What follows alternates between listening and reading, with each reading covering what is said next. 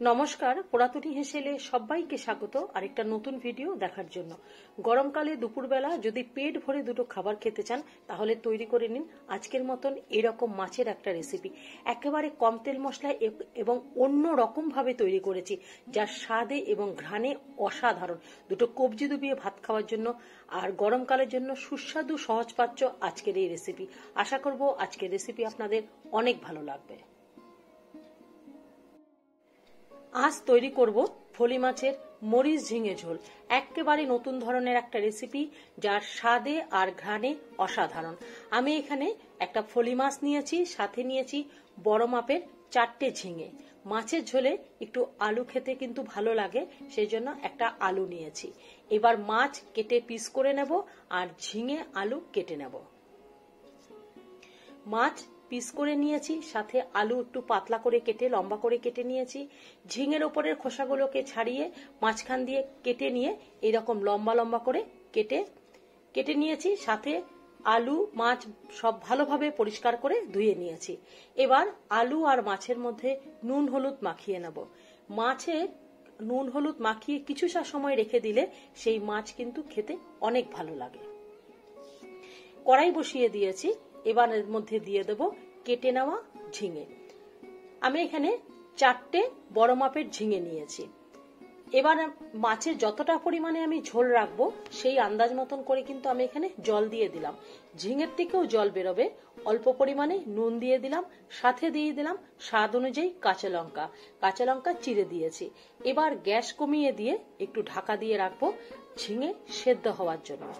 আপনারা মাছের যতটা পরিমাণে মাছ নেবেন তার ঝোল যতটা পরিমাণে রাখবেন সেই আন্দাজ মতন করে কিন্তু এখানে এই ঝিঙের মধ্যে সেই জল ব্যবহার করবেন। এখানে দেখুন ঝিঙে সেদ্ধ হয়েছে, কিন্তু একেবারেই কিন্তু নরম হয়ে যায়নি। এই অবস্থাতে আমি এটা নামিয়ে নেব। এবার কড়াই বসিয়ে তার মধ্যে সর্ষের তেল দিয়ে দিলাম। তেল ভালোভাবে গরম হয়ে গেলে মাছ ভেজে নেব। পাতলা মাছের ঝোলে মাছ একটু ভালো করে ভাজলে সেই মাছ কিন্তু খেতে ভালো লাগে। আমি ভালোভাবে মাছগুলোকে ভেজে নেব। এই মাছের ঝোলের পরিমাণ যতটা পরিমাণে রাখবেন সেই আন্দাজ মতন করে কিন্তু ঝিঙের মধ্যে সেই জল ব্যবহার করবেন। আলাদাভাবে আমি আর কোনো জল ব্যবহার করব না। মাছ খুব ভালোভাবে ভাজা হয়ে গেছে। এবার তেলের মধ্যে আলু দিয়ে দিলাম। গ্যাস মিডিয়াম আঁচ করে আলু খুব সুন্দরভাবে ভেজে নিলাম। আলু ভাজা হয়ে গেছে, অতটা তেলের কিন্তু এখানে প্রয়োজন নেই। আমি এখানে বেশ কিছুটা তেল তুলে নিলাম। এবার এই তেলের মধ্যে ফোড়ন হিসাবে ব্যবহার করব কালো জিরে। এবার দিয়ে দেব জিরে বাটা। আমি শিলনোড়াতে জিরে বেটে নিয়েছি, তবে খুব অল্প পরিমাণে দেব। হাফ চামচ মতন জিরে বাটা দিয়ে দিলাম। সাথে দেব অল্প একটু আদা বাটা আর একটু হলুদ, আর অল্প অল্প করে জল দিয়ে এই মশলাটা বেশ ভালোভাবে কষিয়ে নেব। আমি যতটা পরিমাণে ঝিঙে আলু আর মাছ নিয়েছি, মাছের ঝোল পাতলা হবে তার আন্দাজ মতন করে কিন্তু মশলা ব্যবহার করছি। তবে মাছের ঝোল একেবারেই কিন্তু পাতলা হবে। আপনারা নিজেদের আন্দাজ মতন করে আপনাদের পরিমাণ অনুযায়ী মশলা ব্যবহার করবেন। অল্প অল্প জল দিয়ে এবার আদা আর জিরে বাটা খুব ভালোভাবে কষিয়ে নিলাম। আমি এখানে অল্প একটুখানি কাঁচা লঙ্কা বাটা ব্যবহার করেছি, কারণ ঝিঙে সেদ্ধ করার সময় যে কাঁচা লঙ্কা দিয়েছিলাম তার ঝাল কিন্তু খুব বেশি একটা ছিল না। আর এর মধ্যে আপনারা কিন্তু গোলমরিচ গুঁড়োও কিন্তু ব্যবহার করতে পারেন। বাড়িতে গোটা গোলমরিচ একটু শিলনোড়ায় গুঁড়ো করে নিয়ে এর মধ্যে ব্যবহার করতে পারেন, তাতে কিন্তু খেতে ভালো লাগবে। মশলা ভালোভাবে কষিয়ে নিয়ে ঝিঙের জল আমি এর মধ্যে দিয়ে দিলাম। আমি আর কোনো জল এখানে ব্যবহার করব না।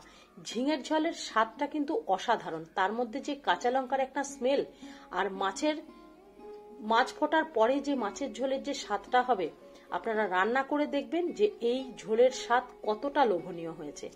অল্প একটু হলুদ দিয়ে এবার মাছ আমি এই ঝোলের মধ্যে দিয়ে দেব। এবার কিন্তু আর খুব বেশি সময় কিন্তু এখানে রান্না হবে না, কারণ মাছ ভাজা আছে, ঝিঙে সেদ্ধ করা আছে, আলুও ভাজা আছে। এবার সব কিন্তু ভালোভাবে ফুটিয়ে নেওয়ার অপেক্ষায়। এবার মাছগুলো খুব ভালোভাবে কিন্তু ঝোলের মধ্যে দিয়ে দেব। যাতে ভালোভাবে মাছ ফুটে ওঠে। ওপরের দিকে ঝিঙেগুলোকে দিয়ে খুব সুন্দর করে নাড়াচাড়া করে নিয়ে নুনের পরিমাণটা দেখে নিয়ে আমি একটু সময় ঢাকা দিয়ে রেখে দেব। এই ঝোল ভালোভাবে কিন্তু ফুটিয়ে নেবেন। এই ঝোল মরিচ ঝিঙের আলাদা একটা ঘ্রাণ আছে, আর জ্যান্ত মাছের একটা আলাদা ঘ্রাণ, সব মিলেমিশে এই ঝোলের স্বাদ কিন্তু অসাধারণ হয়েছে। আপনারা যখন নিজেরা এই মাছের ঝোল খাবেন তখন মাছের কিন্তু কোনো প্রয়োজন হবে না, ঝিঙে আলু আর ঝোল দিয়েই কিন্তু পুরো ভাতটা আপনারা খেয়ে নেবেন। গরমকালে দুমুঠো পেট ভরে খাওয়ার জন্য এইরকম রেসিপি কিন্তু অসাধারণ, খুব সাধারণ আর দারুণ স্বাস্থ্যসম্মত। নুন ঝালের পরিমাণটা খুব ভালোভাবে আমি এখানে দেখে নিয়েছি, আর ভালোভাবে কিন্তু মাছের ঝোলটাকে ফুটিয়ে নিয়েছি। আর আমার এখানেই তৈরি হয়ে গেল ফলির মরিচ ঝিঙে ঝোল। একেবারে নতুন ধরনের একটা রেসিপি, আপনারা তৈরি করে দেখুন, গরমকালে খাওয়ার জন্য যথেষ্ট। এবার গ্যাস বন্ধ করে আমি ঢাকা দিয়ে রেখে দেব, তারপরে কিছু সময় বাদে আমি তুলে নেব। কিছু সময় বাদে আমি দেখুন বাটিতে তুলে নিচ্ছি। আর কতটা লোভনীয় হয়েছে ঝোল, একেবারে পাতলা মাছের ঝোল, ঝিঙে আলু দিয়ে মাছের ঝোল অসাধারণ হয়েছে। আজকের আমার এই রান্নার পদ্ধতি যদি আপনাদের ভালো লেগে থাকে অবশ্যই আপনারা বাড়িতে তৈরি করুন। গরমকালে পেট ভরে দুমুঠো খাওয়ার জন্য এরকম রেসিপিই যথেষ্ট। যদি আজকের রেসিপি আপনাদের ভালো লেগে থাকে অবশ্যই বাড়িতে তৈরি করবেন। ভালো লাগলে লাইক করবেন, শেয়ার করবেন, কমেন্ট করবেন, আর আমার চ্যানেলটিকে সাবস্ক্রাইব করবেন। এতক্ষণ আমার সাথে থাকার জন্য অসংখ্য ধন্যবাদ। ভালো থাকবেন, সুস্থ থাকবেন। নমস্কার।